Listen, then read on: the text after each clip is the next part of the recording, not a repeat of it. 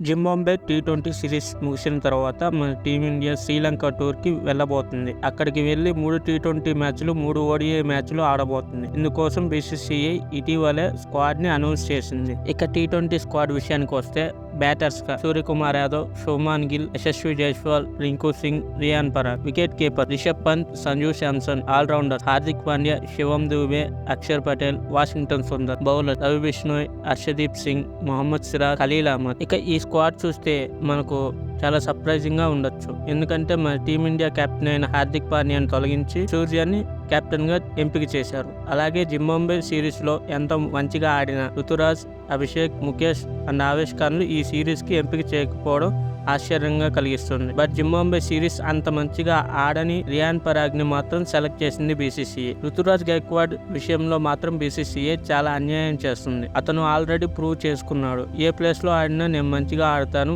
అని రిజల్ట్స్ మంచిగా రాబడుతున్నాడు. ఫైనల్ గా మంచిగా ఆడే వారికి స్క్వాడ్ లో ప్లేస్ దొరకడం లేదు. దీనిపై బీసీసీఐ గమనించాలి. ఇక వన్డే స్క్వాడ్ విషయానికి వస్తే రోహిత్ శర్మ, శుభ్మాన్ గిల్, విరాట్ కోహ్లీ, కేఎల్ రాహుల్, రిషబ్ పంత్, శ్రేయస్ అయ్యర్, శివం దుబే, కుల్దీప్ యాదవ్, మొహమ్మద్ సిరాజ్, వాషింగ్టన్ సుందర్, హర్షదీప్ సింగ్, రియాన్ పరాగ్, అక్షర్ పటేల్, ఖలీల్ అహ్మద్, హర్షిత్ రాణా. ఈ స్క్వాడ్ లోకి శ్రేయస్ అయ్యర్ అండ్ కేఎల్ రాహుల్ మళ్ళీ రీ ఎంట్రీ ఇచ్చారు. అలాగే జడేజాని డ్రాప్ చేశారు మరియు హార్దిక్ ని, బుమ్రాని ఈ సిరీస్ నుంచి రెస్ట్ ఇచ్చారు. ఇక ఈ టీ20 series and ODI series July 27న మొదలయ్యి ఆగస్టు 7 వరకు జరుగుతాయి. ఇక ఈ మ్యాచెస్ లైవ్ లో చూడాలంటే టీ20s అయితే ఈవినింగ్ 7 కి, ఓడిఐ మ్యాచెస్ అయితే 2:30 PM కి సోనీ స్పోర్ట్స్ లో లైవ్ వస్తుంది. అలాగే డిడి స్పోర్ట్స్ లో కూడా లైవ్ వస్తుంది. మా వీడియో మీకు నచ్చినట్లయితే లైక్ చేసి, షేర్ చేసి మా ఛానల్ ని సబ్స్క్రైబ్ చేసుకోండి.